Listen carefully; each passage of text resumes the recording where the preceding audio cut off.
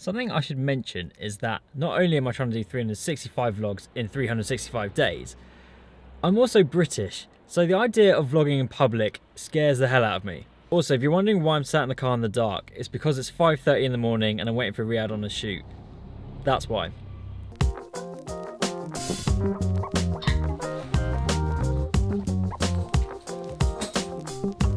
I have waited a year for today. I know we've just had Christmas, but I have a second Christmas today because I have a set of anamorphic lenses coming directly to me for free. Now, if you don't know what an anamorphic lens is, then look in the description below. I'll put the blog that we wrote a couple of months back, which will explain everything that an anamorphic lens is and how it works. But I've got about a day to come up with an idea, get a cast and crew sorted, and make something. All I've got to do now is wait.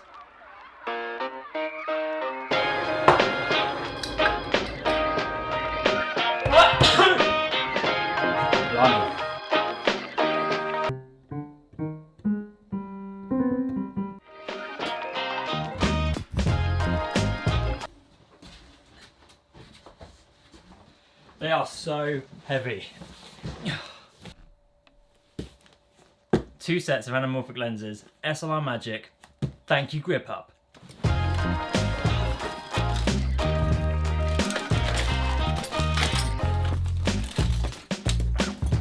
Hey!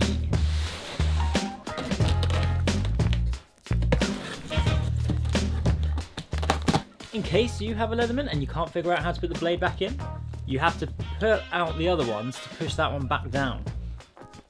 Yeah, I know, it's stupid.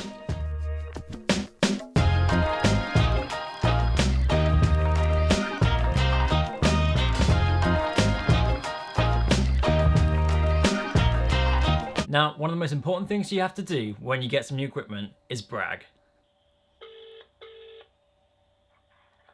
Yo. Hey buddy, how's it going? You're a dummy. I called you, didn't pick up, dummy. Yeah, but it's because I was busy unopening some cine anamorphic lenses. Can I have all of them, and you can have none of them? Riyadh asking questions. Can I get Natalie? Can I get you where you are? Sorry. How do I turn this off? This is Riyadh. He's a filmmaker. You actually did look a little. This is Ben Foss. He's a soundie. Oi!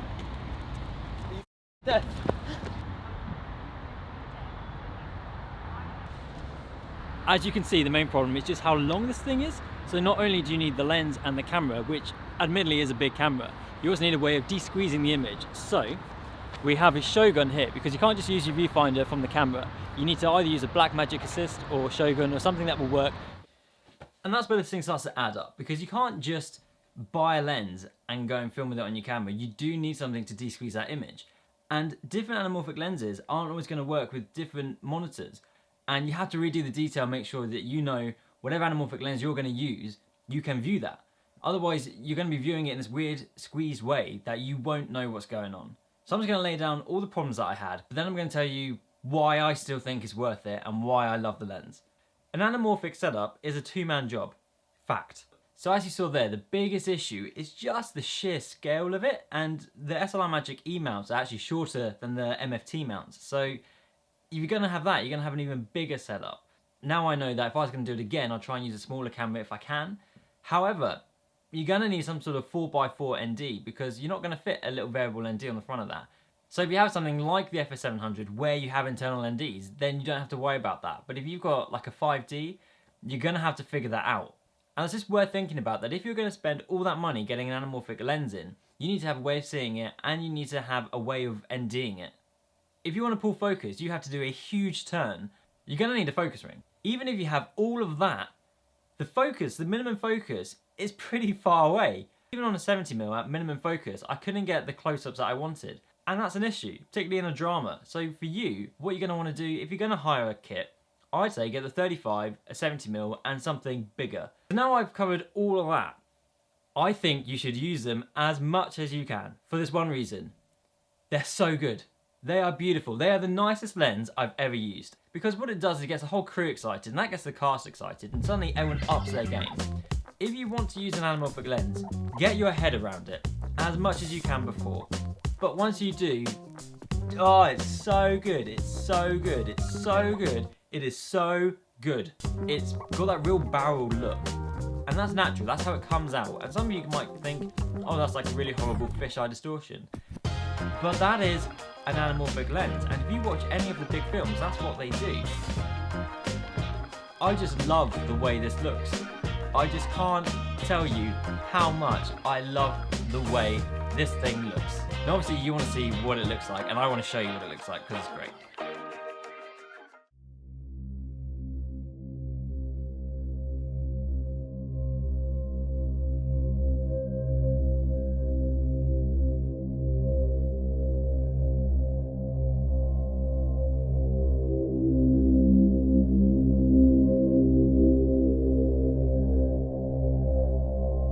So to wrap it up, choose your project wisely, make sure you have all the knowledge that you need, a lot of crew around you, and go for it. If you can get the lenses in a day before the shoot, have a little practice, brilliant.